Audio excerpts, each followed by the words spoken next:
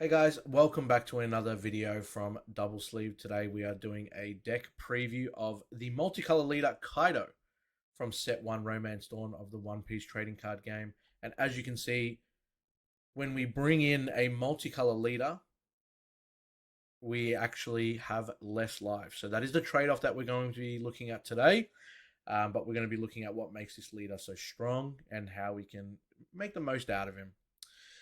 If you like today's video or you enjoyed content from any of our other videos, please consider subscribing to the channel if you have not already. Leave a thumbs up on these videos to let us know that you want more deck previews, and chuck a comment down below if you're going to run this deck, if you think that you've got better ratios than what we've shown off today, or what tier you even think that these decks are going to release as. So without further ado, I'm going to get into the deck itself. So this leader, with one Don underneath, on your turn once per turn. When one of your opponent's characters is KO'd, you may add one Don card from your Don deck and set it as active. For those that haven't really seen much purple, or maybe it's your first time tuning into any of these leaders, Kaido likes to play around with his Don. So he'll like to ramp it, use it, put it back to the Don deck, even if it's in rest mode, things like that. And a lot of these cards kind of complement that playstyle as well. First card we're going to be looking at is Who's Who. I put 3 of these into the deck itself. On play, you can -1 Don. So again, you remove it from the game back to the Don deck. You can KO up to one of your opponents, cost 3 or lower characters. Now, of course, this will be free if it's the first time that you're using the leader ability and you've got a Don underneath. You'll be able to set it as active. And it also has a trigger if you find it in life. You can play that card as well. So you probably want to see it more from a trigger than you do want to play it in hand. Sometimes you don't get that option, but it is still good to kind of KO a character rather than bounce it back to their hand in certain cases. 3 Sasaki as well, 3 cost 4k, 1 Don underneath. When attacking, you may trash 1 card from your hand. You can add 1 Don card from your Don deck and rest it.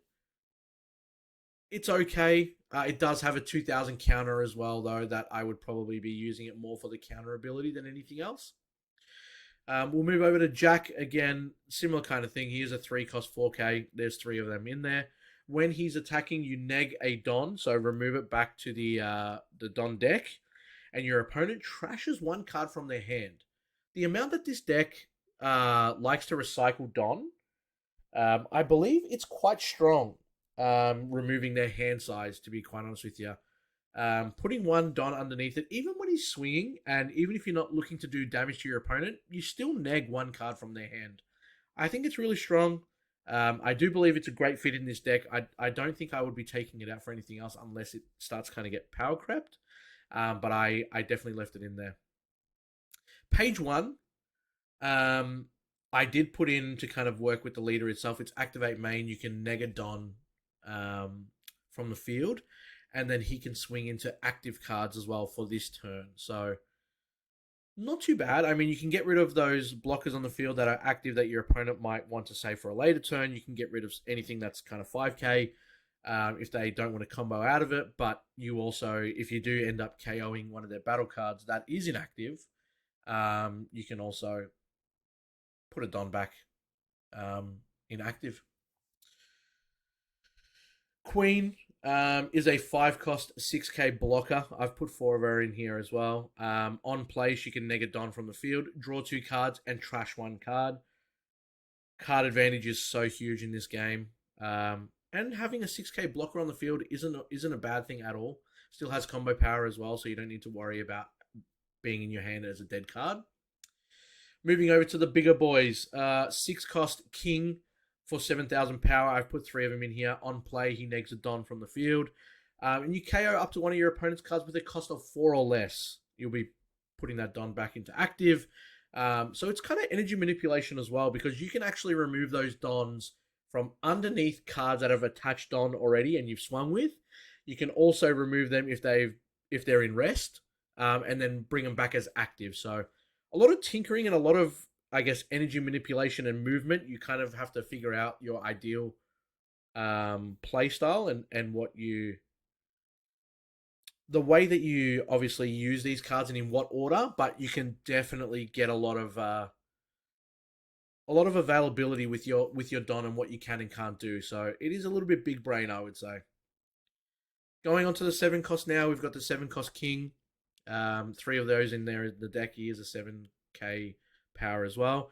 On play, he has to -2 Don, but you KO one of your opponent's characters with a cost of 3 or less, and one of your opponent's cards with a cost of 2 or less. Now, it is still a once per turn on the leader, so you won't be able to bring 2 Don back into active, but you'll still be able to KO 2 cards for 7, and bring 1 back into active as well. So not bad. Probably situational. I might bring that down to 2, and then bring up Sasaki to 4, only because the Sasaki has 2000 combo power. So I think that's probably what I would end it at. 2 Kaido, 9 cost, 10k power. You neg 5 Don when he's played. So you tap him for 9, you can get rid of the 5 that you used to play him. You may KO one of your opponent's cards with a cost of 6 or less. Then this character gains Rush for the turn. KO, I guess not even restand, but you get to add a Don back from your Don deck in active. And then he gets Rush, gets to swing for 10k. Amazing SR from the first from the starter deck. It is a 2-of, so you don't need to go out and buy 2 starter decks, unless obviously you want to put King to 3 as well. But yeah, I do think he's a very, very strong card, and I do approve of putting him in. Obviously, the leader is multicolor, so he does have blue involved in him as well. The blue cards you're about to see, we've got Trafalgar Law, very straightforward, 1 cost blocker, 4 of him, perfect, thank you very much. Dracul, Mihawk, we've also put 4 of him. He is a 2000 counter. You can put 1 Don underneath him, and when he attacks, you draw 2, discard 2. You'll be able to draw the 2 first before you discard anything as well. So you'll be able to see if there's dead cards in hand, depending on your situation in the current game. You might be going for an offensive win, so you might get rid of cards that don't have any combo power. Boa Hancock, amazing SR from Romance Dawn. She is a 4k. She's a 4-cost 5k blocker, and with 1 Don underneath her, when she attacks or she blocks, you can draw 1 card if there are 5 or less cards in your hand. Going to happen 80 to 90% of the time that you have 5 or less cards in hand. So definitely a great SR to add into your deck. Blast Breath, 4 of. You can counter it with 1. You have to neg a Don. But your leader or one of your characters gets 4k power. Superb. Overheat, it does cost 2. It is a 4 of, I would believe. The counter, your leader or one of your characters gains 4000 power during this battle. Then return 1 active carry with a cost of 3 or less to its owner's hand.